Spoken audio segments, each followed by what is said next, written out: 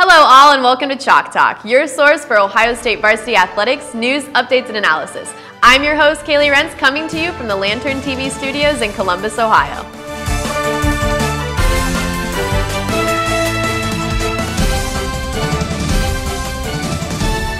I'm joined by senior Lantern reporter Andrew Todd Smith and Lantern TV's assistant sports director Aaron Yarian. Guys, how's it going? It's going great. Wonderful. Good. Well, Ohio State's campus was quiet this week with football in their bye week and most of the fall sports being out of town. Ohio State football will be taking on the Cincinnati Bearcats after a long 2 weeks of preparation. Guys, can you give us some insight on the game? Cincinnati is going to provide a very stout test coming into Columbus, very motivated to beat the premier program as far as public universities go in Ohio. So the defense, particularly the secondary, is going to be tested early and often. I used the same phrasing when we were talking about Michael Brewer from Virginia Tech. Well, they're going to basically be facing a more talented passer, frankly, in Gunnar Kiel, the transfer from Notre Dame. He has been waiting in the wings to get his shot under the lights in primetime college football, and he finally has it. He was at Notre Dame, as I mentioned, under Everett Golson and Tommy Rees, and this guy comes in to Cincinnati, and he takes on a Toledo team and puts up 58 points and 6 touchdowns like he took a snap last week. This guy is going to be a very challenging, skilled player for the secondary, the defensive backs, and the linebackers are going to have to continue to step up for Ohio State. What do you think, Aaron?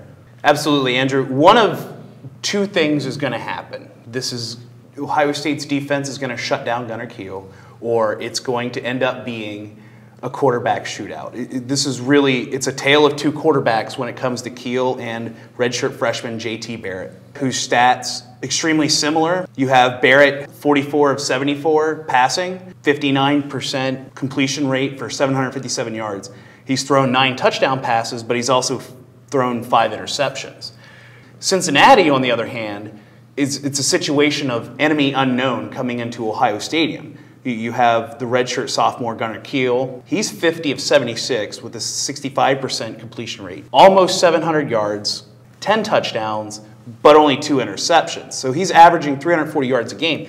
They took 2 bye weeks at the beginning of the season before playing 2 MAC teams. Both of these teams are coming off big performances against MAC competition from their quarterbacks. So I agree that I think it's going to be a shootout, and the fact that JT Barrett is going to be called upon to make plays with his arm rather than, handing off and utilizing the H-backs with these sort of dump passes to score easily on Kent State, as we saw, he's going to have to be the field marshal that this team needs and carry this team to victory in a very high-scoring game. Urban Meyer, head coach of Ohio State, has ties to Cincinnati. He's got family there. He played college football there as a defensive back. You have defensive backs coach Kerry Combs, the special teams coordinator as of the 2013 season. He came from Cincinnati. So there's ties there, and I feel like there's sort of a personal storyline where Cincinnati's going to be motivated to come in here and do well, and Ohio State has to defend its home turf against a pretty pesky team. A very good athletic team, some experience in the secondary. Two safeties are very good footballers, good players. They have to get up some yards. They blitz you once you start getting the red zone, playing zero coverage and bringing pressure. We struggled with the one team that did that a lot. Everybody wants to come up here and prove that they can beat Ohio State. Where you from? I feel like Ohio teams feel like they want to beat Ohio State because they feel like Ohio State is the big dogs of the state. So everybody's going to come play their best game against us, and we're not going to shy away from that because we're going to come to play our best game as well. If they want to throw the ball, we're gonna play our good defense and cover them and lock them up all game. I mean, it's essential. I mean, it's a huge part of our game plan is getting after the quarterback. And I think we have the guys up front to really disrupt the game. I mean, we have a lot of respect for Gunnar Kiel. He's a great quarterback, and he's done a great job the last couple of weeks throwing the ball. And our job up front is to get after him and disrupt his game. I mean, he's a great quarterback. So I mean, he stepped up big time, and I mean, I think since week 1, he's done good. Everybody has their bumps in the road, but he's a great quarterback, great leadership. I mean, he can throw the ball around too, and he's great. He's great at reading coverage. He's a real smart guy. So another aspect of the game that we need to talk about is Cincinnati in the wide receiver core. Cincinnati, Gunnar Kiel has had the ability to spread the ball around 12 different targets so far. The two top receivers have been the Arkansas transfer, McKay, who has had 12 receptions in 2 games for 215 yards and 3 of the touchdowns that Keel has thrown for, and junior wide receiver Shaq Washington, who's had 11 receptions but only for 125 yards and 1 touchdown. So the problem for the Ohio State's defense, which is why this is important, is that instead of worrying about one star impact player at the wide receiver position, they have 5 or 6 people that they're going to have to worry about that Cincinnati can rotate in to give the defense a different look. So moving on to the preparation that this team has been able to enjoy with the bye week, we heard from Nick Vannett on Wednesday, and he had some input as to how prepared this team is for Cincinnati. I mean, we're going to see a lot of quarters from them. You know, they run a couple of coverages. Yeah. And they'll bring some blitzes against us. You know, once we get in the red zone, probably play a little no deep. But like I said, you know, we prepared really well for that. And if they try to throw some at us, we'll find answers for it, and we'll adjust. I think I'm confident. We're confident that we're going to do well against their luck, and the way we performed during the week, we're ready for whatever they're going to bring at us.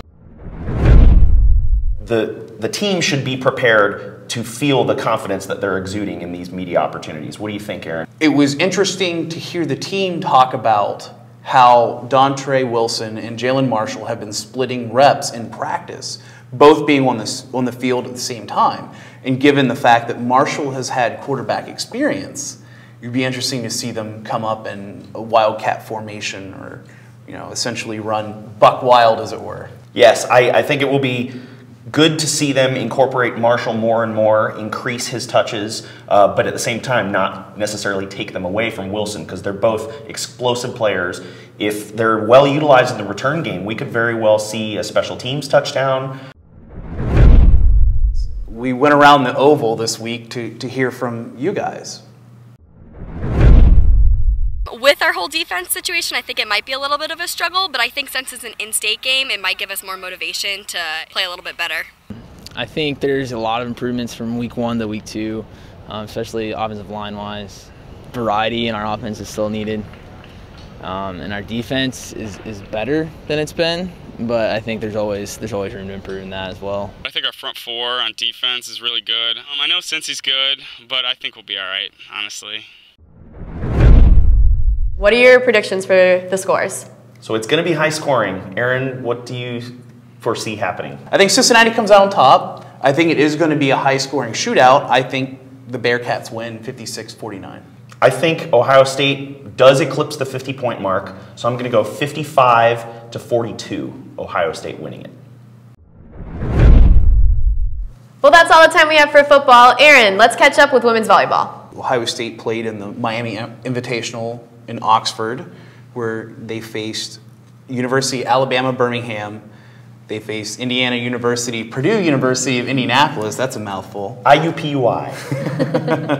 And they also faced Miami, Ohio. They swept the first 2 teams and then won 3-1 against the Red Hawks. We talked about a lot of different players that we've seen on the court so far. Who were some of the people that came out of the tournament and into the Minnesota game that was Wednesday night?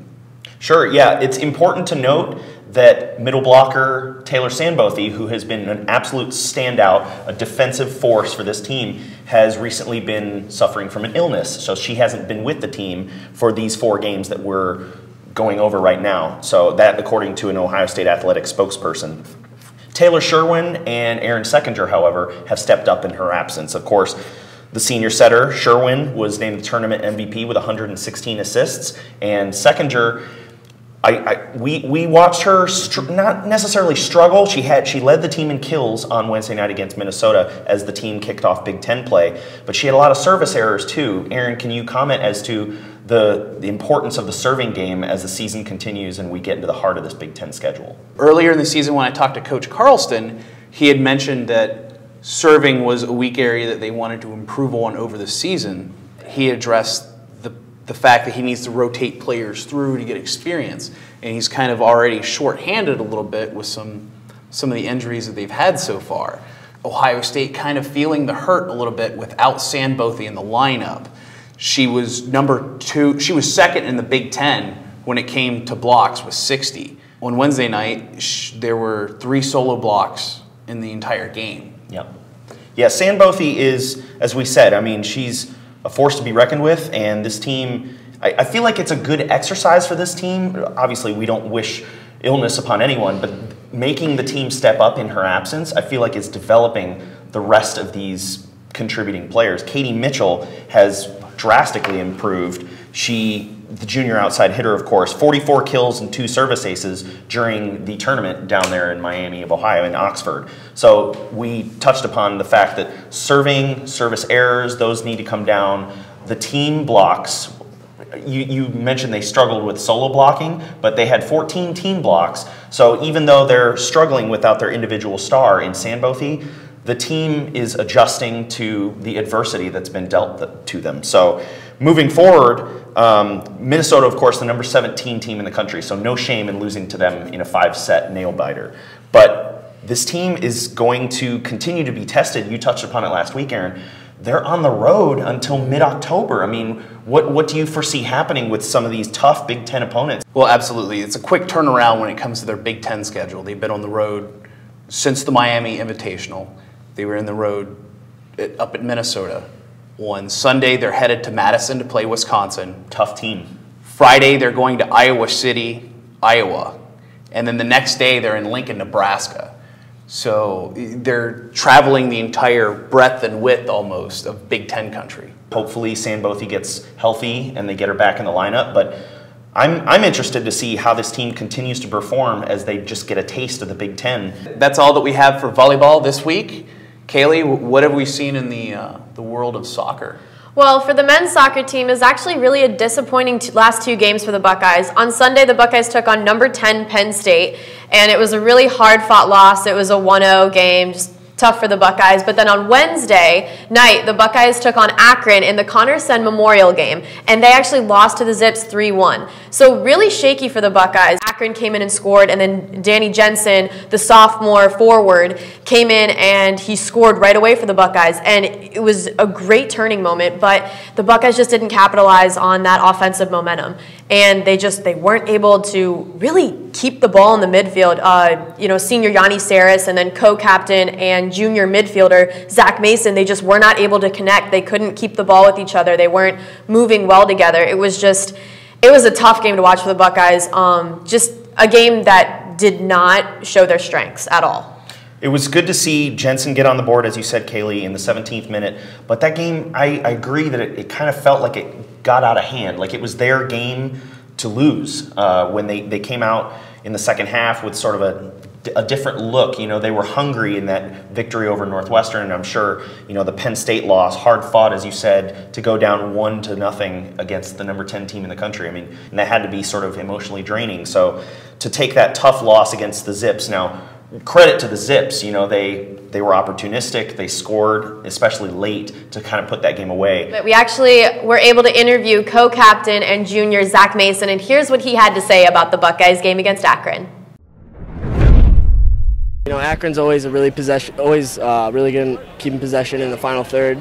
A kind of pro-style offense, so it's always something tough to combat. I think the first 15 minutes we kind of absorbed a lot. Gave that first goal, but I think we really responded well. We kind of took the battle back to them, and then giving up that second goal kind of deflated us a little bit. I think took a little bit of wind out of our sails, but yeah, they're just a dynamic team, and they're always tough to play against.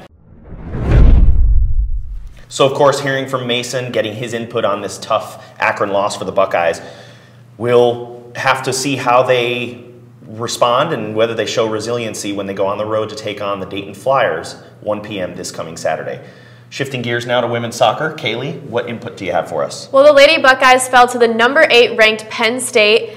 They lost this past weekend 5-1. Sydney Dudley was actually the scorer for Ohio State. Penn State came in and just scored 3 right off the bat. It was insane. It's something that we have not seen from the Buckeyes yet. This isn't the offensive powerhouse that we've seen. Nichelle Prince is not in the game. Lindsay Agnew is not playing to just the skills and strength that we saw her play to last year. And it's very different for the Lady Buckeyes, especially having Ellen Gruber in the backfield as your captain and your center defense. You're kind of expecting the defense to be that core, that solid unit, and they didn't do that during this game. They've got 2 Big Ten games. They don't get a break, really. You know, they're going to be facing Illinois at home today, 7 p.m., and of course taking on Northwestern, another strong program, Sunday at 2 p.m. So the women will have to figure out what they're doing, as you said, Kaley. Troubling to see. But Lori Walker, she knows what she's doing. You've talked about how she's such a good conditioning coach, and I'm sure she'll be driving home the lesson that, you know, you can't be making the mental miscues and errors on that back line. Transitioning now to women's field hockey, the women have been active with 3 matchups during the last week. They ended up falling to the Spartans of Michigan State by a tally of 4-3 in overtime. The defending Big Ten champions able to get the better of the Buckeyes. Junior back Emma Royce had 2 assists in the game, and freshman goalkeeper Liz Tamburo had 10 saves. The freshman forward/midfielder sort of hybrid Maddie Humphrey had 2 goals in that game, and she would have a very strong week for the Buckeyes. Moving forward, they took on Appalachian State at home, winning 9-1, and 3 assists came from junior forward Peanut Johnson. Emma Royce had a big game as well. She contributed to the Michigan State game. In this matchup, she had 2 goals. And finally, the team went on the road to Louisville, Kentucky to take on the Cardinals, where they ended up falling victim to the Louisville squad 6-3. Caitlin Wagner, the senior midfielder, had 2 goals in that game, and Liz Tamburo struggled a little more, but still had 4 saves. We were just speaking about Maddie Humphrey. She was voted the Big Ten Freshman of the Week. And Aaron, you were at the Appalachian State game, and of course they're going to be taking on Penn State this coming Sunday at 1 p.m. So what can we look for in terms of the contributions from the players? Well, Andrew, one of the things when I talked to Coach Ann Wilkinson was how happy she was to see that the team bounced back from the 4-3 overtime loss against Michigan State. Well, I think today was a real tribute to this team being able to bounce back. You know, sometimes you come off of a Big Ten game and they kind of emotionally let down. They've really stepped up their game today. I mean, they played so strong against Michigan State. I was real proud of them. You know, it was just, the goals will come, and it was just unfortunate that we lost that game. But today, coming out and scoring 9 goals against anybody is great. We'll be prepared for Penn State, which is traditionally, they're always a real fast team. And so it's about managing their speed. Last game on Friday, unfortunately we did not come out with a victory. We fought hard to like overtime, and it was just unfortunate that we didn't finish. But this game was kind of like we wanted to win this game just for like it's because of last game. Like we really wanted to get a victory. Since we're a very young team, it's like hard to get used to each other. Like when we play 7-a-side, like on Friday, it was like 5 freshmen on the field. So like I think our biggest thing was getting used to each other, and we've really gelled and connected really quickly. So I think that's something that we've improved on since the beginning. So as we heard there from Coach Ann Wilkinson and the freshman Maddie Humphrey, this team seems to be struggling with their ability to finish. Liz Tamburo, when we interviewed her the previous week, she talked about how that was something they struggled with at OU, losing to the Bobcats, and something that they did well in managing to gain their home victory against Ball State. So the Michigan State defeat, kind of indicative of their struggle to finish those games and, you know, generate offense, even though, as we said, Humphrey is doing very well for the Buckeyes. So, and it seems like that's exactly what they were able to do against Appalachian State, Aaron, as you were alluding to. Moving forward, what do you guys have for us in terms of wrestling? Because as we talked about last week, we gave our viewers a little bit of a tease as to the fact that we were going to be speaking with 3-time defending national champion Logan Stieber. So what do you guys have there? Well, looking into the world of wrestling, 9 of the Buckeyes have been ranked in the Associated Wrestling Press preseason poll. That's a mouthful. So first on the list, obviously, 3-time NCAA defending champion Logan Stieber. And he actually, this is his first time winning the NCAA. Last year, the first time winning in the 141 weight class. So a little bit different for Logan, and we were lucky enough to catch up with him, and here's what he had to say. So I've been wrestling since I've been 4. So a long time, but you know it feels great. You know I got a lot of great coaches and teammates to help me this far. So it's definitely a good feeling to accomplish your goals. I like the spotlight when it comes to matches, but I don't like a huge amount of spotlight. So I like to go out there and get the job done. I just try to take it one match at a time. You know I'm thinking about March. You know nationals in the back of my mind, but right now, but it's just like I can't win it right now. So I just gotta worry about practice, and then, once November comes, our first matches, and try to get better every match and try to just stay relaxed. Down to 133. My second year I was at it. I probably would have went up, but my brother was at the next weight class, and it worked better for the team. And but it was hard. It's really hard for me to make. So I weighed about the same as I did back then. So I didn't really gain that much weight, but I just have to cut less. We have a great group of young guys, so I'm excited about it. I think we can win a team title this year, so it'd be kind of fun to go out with my fourth and a team title and lead the Buckeyes to the first national championship ever. That's all the time we have for this week as we wrap up that wrestling segment. More to follow in the coming weeks, but be sure to catch the BNN Update on Mondays and the Sports Perspective segment on Tuesdays for all your latest on Buckeye athletics, aside from what we covered here today. Aaron, would you like to plug our social media once more? Absolutely. Follow at Chalk Talk OSU on Twitter and join the conversation at #CTOSU. And I'm Kaley Rentz for Andrew Todd Smith and Aaron Yarian. Thank you and goodbye.